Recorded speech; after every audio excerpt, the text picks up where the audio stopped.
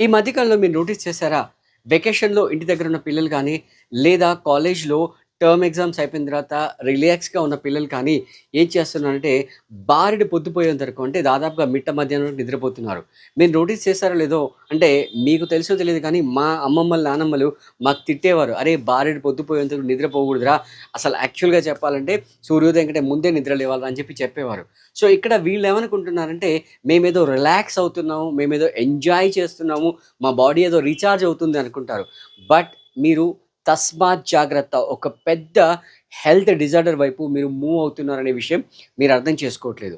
So, ఏ విధంగా అయితే software employees computer programming తయారు చేస్తారో, అదే విధంగా మన బాడీలో కూడా మన మైండ్‌లో పెద్ద ప్రోగ్రామింగ్ అనేది ఉంటుందనమాట. అంటే యాక్చువల్‌గా మీరు నోటీస్ చేశారో లేదో, మనం నిద్ర లేవడం అనేది యూరినేషన్ సెన్సేషన్‌తో లేస్తాం. అంటే బ్లాడర్ ఫిల్ అయినప్పుడు, యూరినరీ బ్లాడర్ ఫిల్ అయినప్పుడు అది బ్రెయిన్ నుంచి అక్కడ యూరినరీ బ్లాడర్ నుంచి బ్రెయిన్‌కి సిగ్నల్స్ ఎళ్తాయి. సో, అప్పుడు మనం నిద్ర నుంచి మెలుకువొచ్చి మనం యూరినేషన్‌కెళ్తాం. లేదా కొంతమందికి నేచర్ కాల్ నంబర్ 2 అంటే విరేచనాలు అంటే మోషన్స్ వస్తూ ఉంటాయన్నమాట. ఆ సింప్టమ్ వస్తుంది. సో, ఏదో విధంగా మనం నిద్ర నుంచి మెలుకుంటాం. బట్ ఇక్కడ మీకు జరిగేదేంటో మీరు నోటీస్ చేసారా? మీకు ఈ రెండిట్లో ఏ సిగ్నల్ కూడా రావట్లేదు. అంటే బేసిక్‌గా మీకు రావాల్సింది యూరినేషన్ సెన్సేషన్. అది రావట్లేదు అంటే మీ బాడీ సరిపడంత హైడ్రేట్ అవ్వట్లేదు అని అర్థం.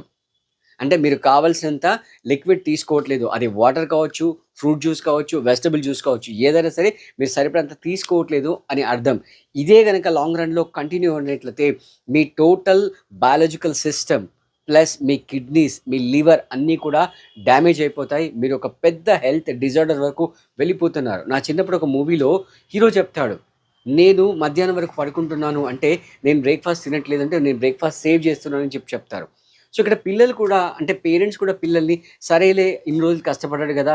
రిలాక్స్ అవ్వని అని చెప్పి అనుకుంటున్నారు. బట్ ఏ రోజైనా అది సండే అయినా, మండే అయినా, వీకెండ్ అయినా, హాలిడే అయినా ఎప్పుడైనా సరే మనం ప్రకృతి యొక్క బయాలజికల్ క్లాక్‌కి ఫాలో అవుతూ దాన్ని ఖచ్చితంగా తస్మాత్ జాగ్రత్త తూచా తప్పకుండా ఫాలో అవుతూ దానికి రెస్పెక్ట్ ఇవ్వాలి.